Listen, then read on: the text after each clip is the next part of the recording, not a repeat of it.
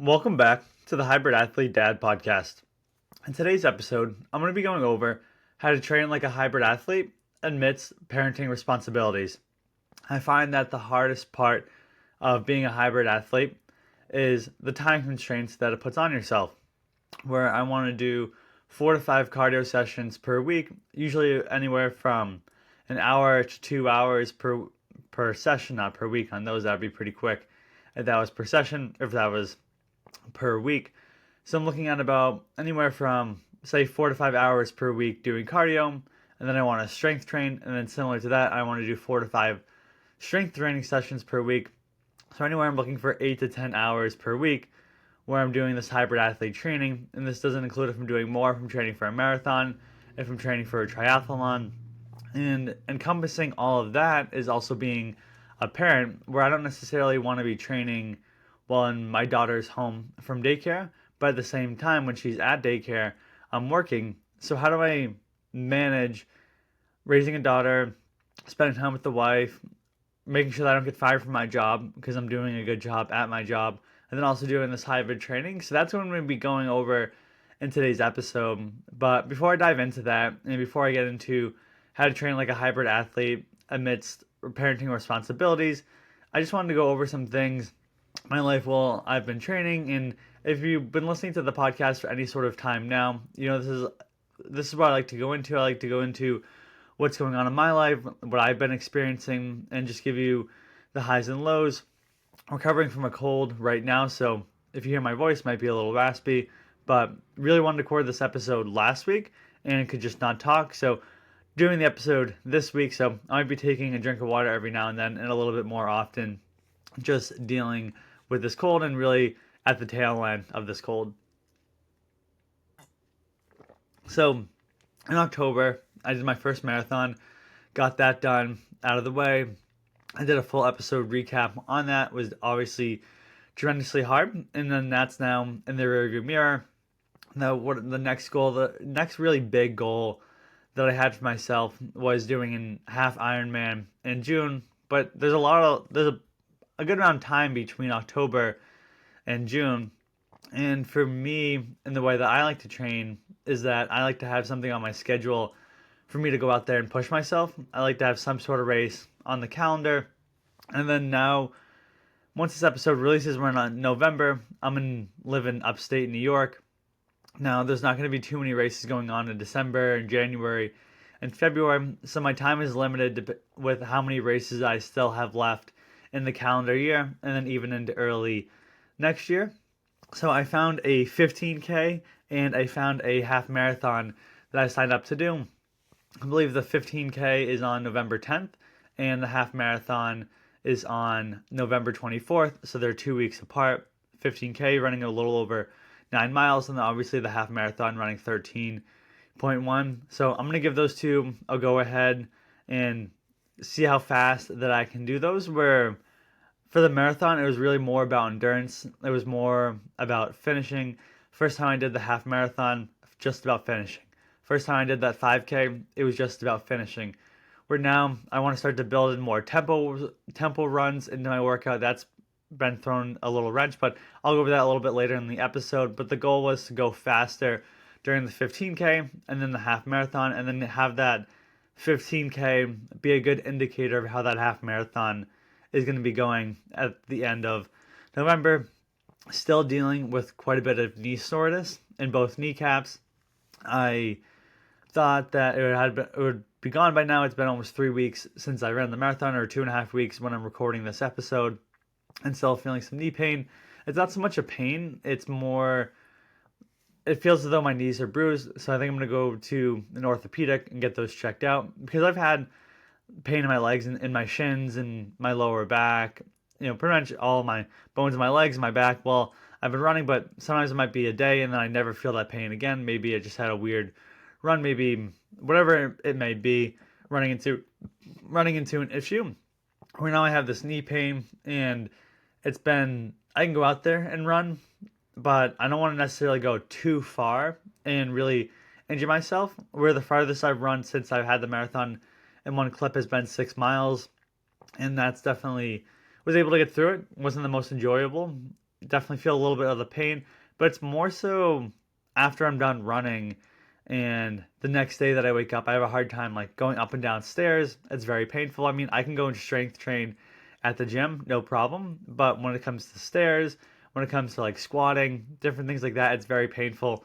And my knees should want to go and get that checked out. Hopefully, I'll be okay, get the A-OK. Hopefully, I'm hoping that it's just some sort of type of inflammation in the knee and that I just need to put some ice on it and maybe take some more Tylenol and be good with it instead of hopefully not having a fracture or anything like that. In my mind, I'm like, I don't think it's a fracture or anything like that, just from the standpoint that I can pretty much move around. I mean, it only hurts when I run. And the next day, more likely than than the time that I'm running. Yeah, it's a little sore while I'm running, but it's really that next day. So eager to see like what that's all about. Saw my primary care doctor, and he recommended that I take 6 weeks off and just do biking. But for me, it's hard because when you've been running for so long, you just want to keep running. So I'm trying to figure out whether this is going to be an injury that I just need to stop for 6 weeks and let it fully recover, or if it's just inflammation and I need to put more ice on it. So to be determined on that. But still going through, as of right now, I'm going through training for the 15K. I mean, it's not really so much training. I mean, I ran a marathon. There's really not that much training you need to run a 15K and a half marathon, other than trying to get a little bit more tempo workouts in there. So those are my next races that I'm looking to run after doing the marathon. Now, I started a new workout routine. For the longest time, I had been doing almost like a spin-off of Kino Body. I believe the gentleman's name is Greg Gallagher. I think it might be O'Gallagher.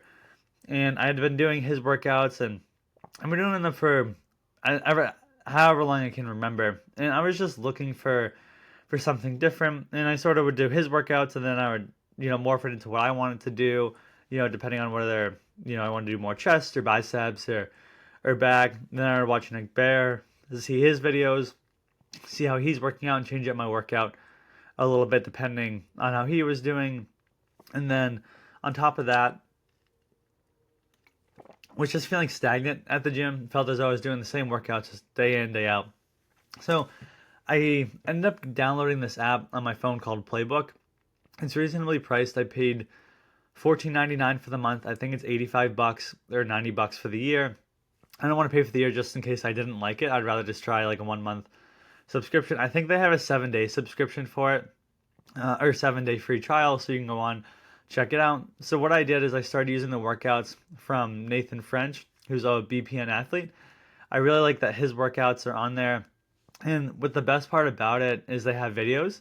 So I can go on like, okay, if I'm doing this new exercise. So to give you an example, a new exercise that I hadn't done before was you basically have your dumbbells.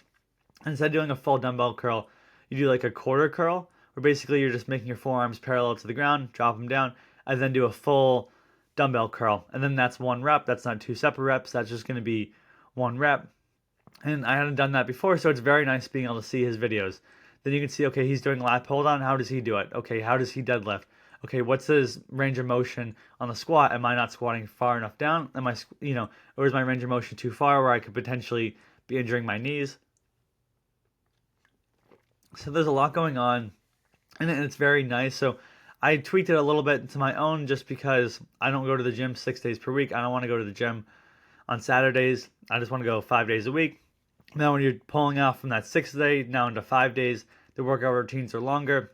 So I just went through and tried out everything and decided, okay, I want to keep this. Okay, I might shorten this from depending on what I'm looking to do. But it's really a phenomenal app, and they have tons of workouts on there, not just his. So there's a lot that you can do using that app. So I highly recommend it. It's really been a game changer for me. I'm 1 week into the workout. I think I'm doing an 8-week muscle build program through him, and it's been really phenomenal. The biggest thing for me is wanting to build more chest size. So I would bench press on Fridays. I would do incline bench on Tuesdays.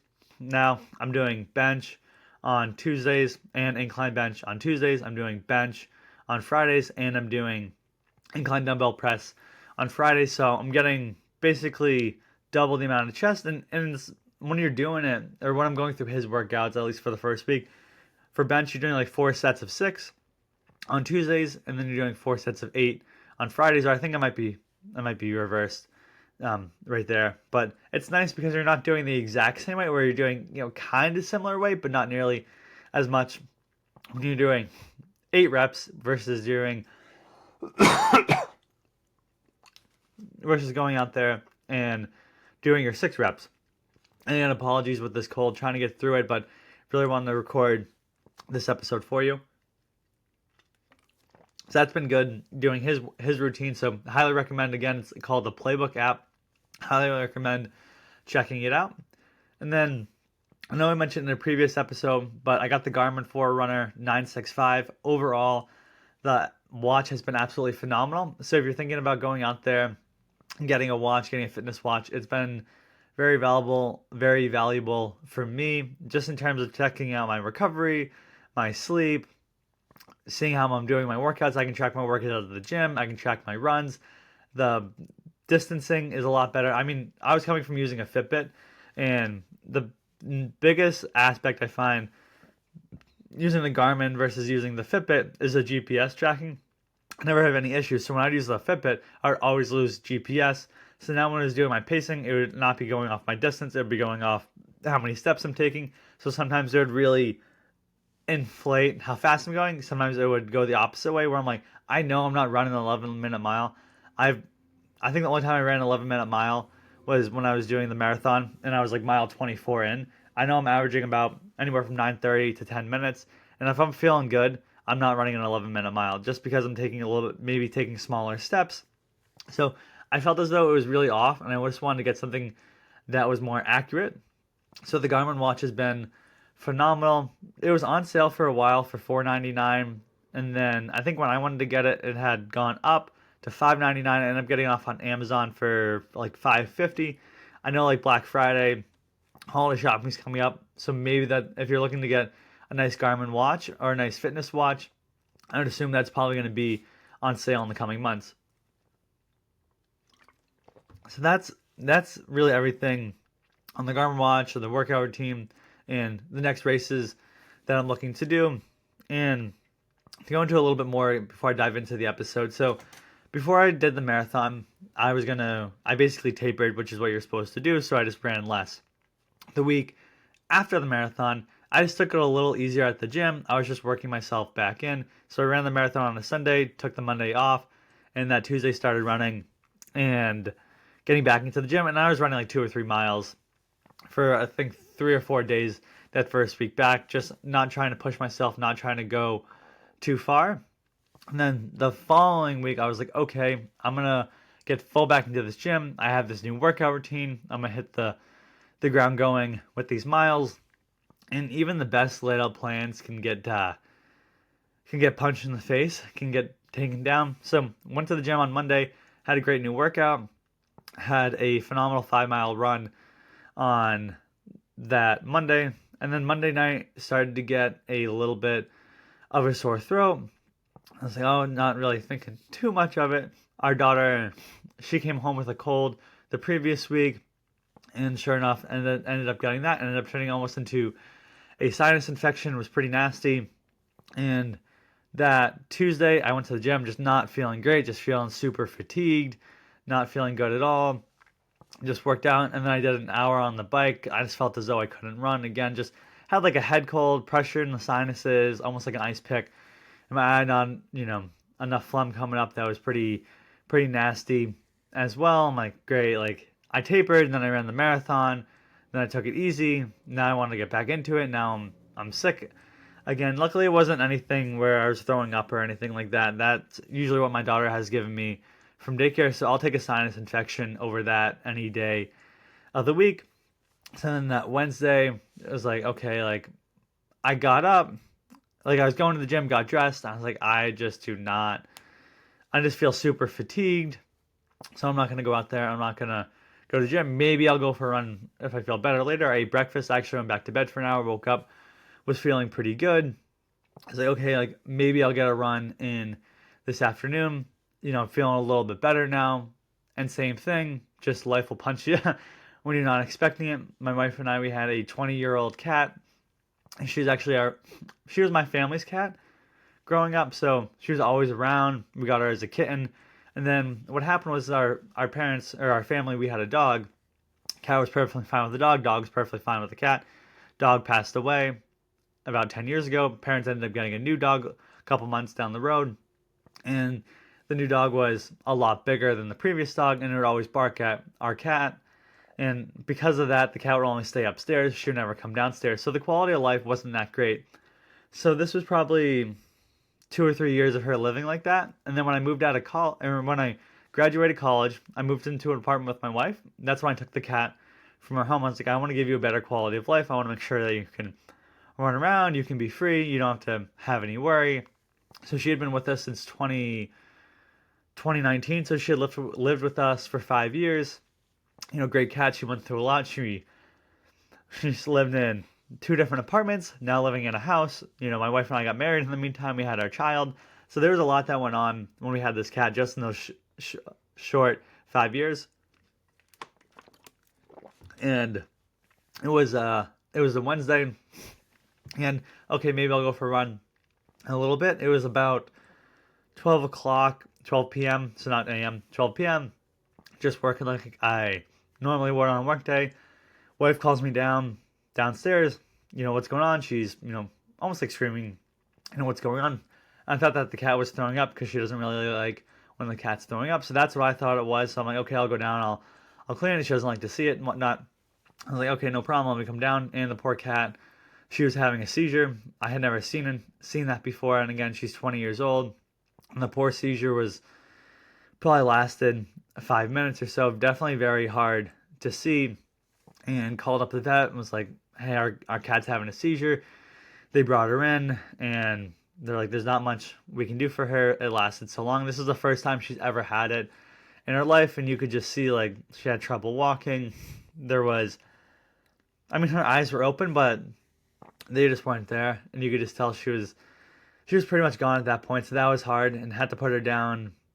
And the quality of life, yeah, maybe she could have lived a little while longer, but like, what quality of life was she gonna have? She was 20. She lived a very long life, so that was not something we expected to do. Something that was very hard that we ended up having to do. Put the cat down. So it's like 11:30 in the morning, and the next thing I know, 1 o'clock, our cat's gone, and we're never gonna see our cat again. And had a very hard time with that on Wednesday, and then even Thursday as well. And that Wednesday, especially Wednesdays when we do our trash night, so it comes very early Thursday morning. Comes about like 7 a.m. So to throw, her cat box and, some of her food out was definitely very difficult doing that Wednesday night. So just, after that, I'm not going to run on Wednesday. I want to take some time to mourn this cat that I've known for pretty much my entire life. I'm 27 and she's 20. She's been a big part of it for such a long time. So that was definitely a difficult aspect of it. So did that. So that was Wednesday. And then Thursday, I went to the gym, and I wasn't feeling it still. I went through the motions at the gym. And I think after that, I did a 3-mile run on Thursday. And then on Friday, this was just last week. So Friday, I was like feeling a little bit better. I went to the gym, felt as though I crushed my workout. I was like, okay, I'm back on track. I want to do a 6-mile run. And originally I wanted to do a 10-mile run, but I'm like, okay, I'm just going to shorten it to a 6-mile run with the cold that I have going on. So get out to do the 6-mile run. And I'm like 3 miles in, and I'm like, I'm dying. My chest is burning up. I'm just not feeling it. So I ended up I finished the 6-mile run, but I had a 6-mile loop. So I went 3 miles out, 3 miles back. Originally I was going to do one big circle. And I just wanted to be closer to my house on that run. So I got that done, and I was like, okay, I'm going to wake up Saturday morning. I'm going to go out and do a 5-mile run. Wake up Saturday morning and just coughing up the worst phlegm and mucus, not to be too disgusting, that I'd seen in quite some time. And it was just so much of it. And I was like, okay, I think I did too much running these 6 miles on Friday. I'm just going to take today and tomorrow off. So that was Saturday and Sunday, and be fully ready to go. And now here we are into this week. I've worked out 3 days this week so far. I've done 3 runs, 6, 5, 6 for the miles.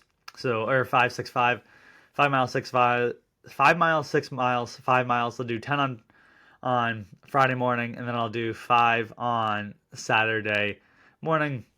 And, just really getting back into it. But I just wanted to share that story with you where you have the best laid out plan. Like, okay, I'm going to hit the ground running this week. I'm going to get back into working out. And then you just get punched in the face with a sickness. And then you get double punched in the face with losing a pet. And one of the hardest things that's happened to me in quite some time, we really love that cat. But, and, just all the emotions going through, like, okay, like, I'm just going to punt on this week where felt as though I was going to get back into it. I'm sick. Our poor cat passed away. There's just a lot going on. Let me just regroup. Let me dive back into this week. So I just wanted to share that sometimes that's going to come up in your life where, okay, I'm going to do this, and then you get sick, or maybe you get an injury, or something happens, family member or pet, and it just makes it a little bit harder to continue on. I just wanted to share that with you. And then now, really getting into the episode of how to train like a hybrid athlete amidst parenting responsibilities. I mean, there's probably numerous ways that you could go about it. But for today's episode, I just want to go through what works for me, what my schedule looks like. That way you can get an idea of how I train amidst parenting responsibilities. And again, I want to be there for my daughter. I want to be there for my wife. I want to make sure that I'm doing a good job at my job. I never want to be a slacker or anything like that. But I also want to hybrid train where I'm doing the strength training and I'm doing the endurance, the cardio training, anywhere from 8 to 12 hours per week, let's say, of that training. So when it comes to the strength training, and what works for me is just getting up early in the morning. And I know I've said it before, but I get up at 4:50 in the morning. I come downstairs or brush my teeth, I get ready, I have some yogurt, and then I head off to the gym. I head out by about 5:20, and I'm at the gym by 5:30. And then I do my workout, and I leave the gym by about 6:45. That way I'm home by about 6:55. Sometimes it might be a little bit later where I'm leaving at 6:50, but I try to really leave the gym no later than 6:50. That way I'm going to be home by 7. And then our daughter wakes up about 7:15, so that I'm able to get home as our daughter is waking up. So that's the first thing I do. So I always do the strength training first thing in the morning. That's what works for me. After I drop her off at daycare, so she'll have breakfast when she wakes up. So she either get like yogurt, or I'll cook her up some eggs or some toast, some grapes, some berries, different things like that. And then drop her off at daycare about 8, come back home, and that's when I'll do my running. So I'll typically do my runs after I drop her off at daycare. Sometimes I might run after work, but I find that, especially now in the winter, I don't want to be running too much. It gets pretty dark early. I don't want to be running too much later in the day. I find out if I have my whole lunch in my stomach, it just doesn't make for an enjoyable run. So I run after I drop her off at daycare. And then what I do is when I do my long runs, I'll either do one of them on Friday when I'm not as busy at my job, or when I just have a little bit more time in my day. Or I'll get up on Saturdays. I'll get up early in the morning. Like when I was training for my marathon, I would get up on Saturdays at 4:15 in the morning and go out and do my long run. It wasn't the most enjoyable, but I knew that I had to get it done. I knew that if I wanted to spend more time with my daughter, I was going to have to run while it was dark out. Now, no routine is going to be perfect. That's just what works for me. Okay, I'm going to strength train early in the morning.